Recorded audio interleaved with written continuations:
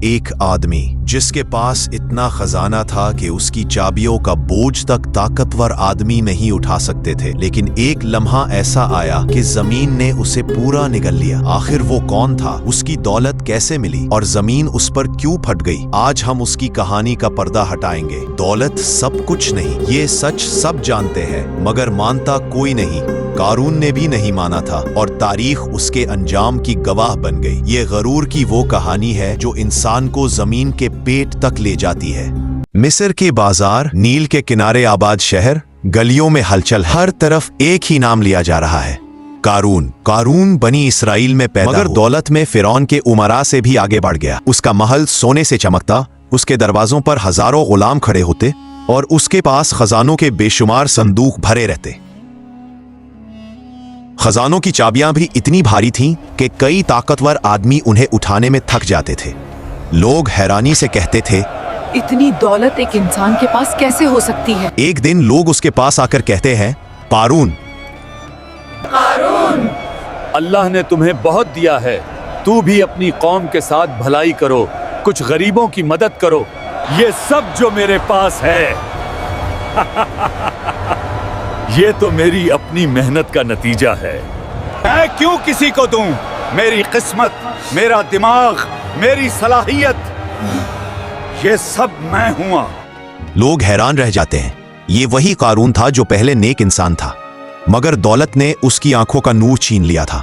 حضرت موسیٰ علیہ السلام قارون کے پاس آتے ہیں، نرمی سے کہتے ہیں، اے قارون، اللہ نے تجھے نعمت دی ہے، اس کا شکر ادا کر اور اپنی قوم پر رحم کر۔ قارون طنزیہ ہنستا ہے، موسیٰ، لوگ تمہیں نبی مانے یا نہ مانے، لیکن میں تمہاری بات نہیں مانوں گا۔ میرے خزانے میرے اپنے ہی،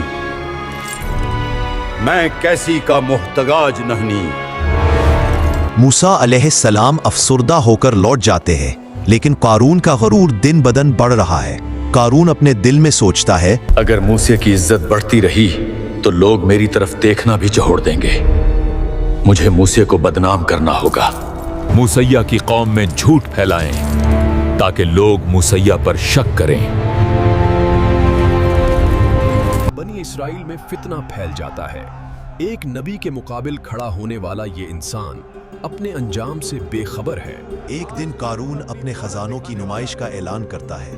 شہر بھر میں چرچے ہیں، آج قارون اپنی دولت دکھانے والا ہے۔ بڑی بڑی صندوقیاں کھولی جاتی ہیں، زر، زیور، سونا، موتی، ہیرے، جواہرات، دولت کا ایسا سمندر کہ لوگ آنکھیں جھپکانا بھول جاتے ہیں۔ بنی اسرائیل کے کچھ لوگ کہتے ہیں، کاش ہمیں بھی قارون جیسی دولت ملتی، لیکن عقل مند لوگ جواب دیتے ہیں، نہیں، اس میں برکت نہیں، یہ سب غرور ہے اور غرور کا انجام برا ہوتا ہے۔ قارون اپنے سنہری لباس میں چمکتے زیورات پہنے خوشی سے پھولا نہ سمایا تھا۔ وہ سوچ رہا تھا، مجھے کوئی نہیں ہرا سکتا۔ قارون اپنے غلاموں کے ساتھ میدان میں کھڑا ہے۔ دولت کی نمائش کا اثر ابھی قوم کے دلوں میں تازہ ہے۔ اچانک زمین ہلنا شروع ہوتی ہے، پہلے ہلکی سی کپکپاہٹ، پھر زوردار دھماکے جیسی آوازیں۔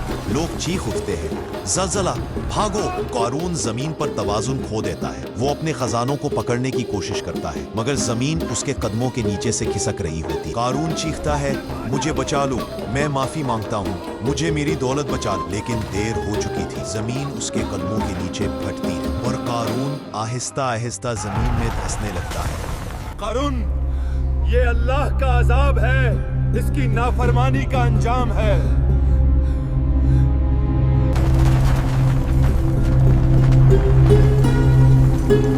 خاموشی چھا جاتی ہے۔ وہاں جہاں ابھی کچھ لمحے پہلے غرور ناچ رہا تھا، اب صرف مٹی ہے اور عبرت۔ جب دھول بیٹھتی ہے تو لوگ خوف سے کانپتے ہوئے کہتے ہیں، کاش ہم اس کے جیسے نہ ہوتے۔ اللہ جسے چاہے دیتا ہے اور جس سے چاہے چھین لیتا ہے۔ غرور صرف تباہی ہے۔ دولت کے انبار بھی بچ نہ سکے اور قارون بھی نہیں۔ قارون کا انجام ہمیں بتاتا ہے کہ دولت انسان کو بڑا نہیں کرتی، بلکہ کردار کرتا ہے، اور جو دولت سے خدا کو بھول جائے، زمین بھی اسے اپنے اندر جگہ دینے سے انکار نہیں کرتی، وہ اسے نگل لیتی ہے۔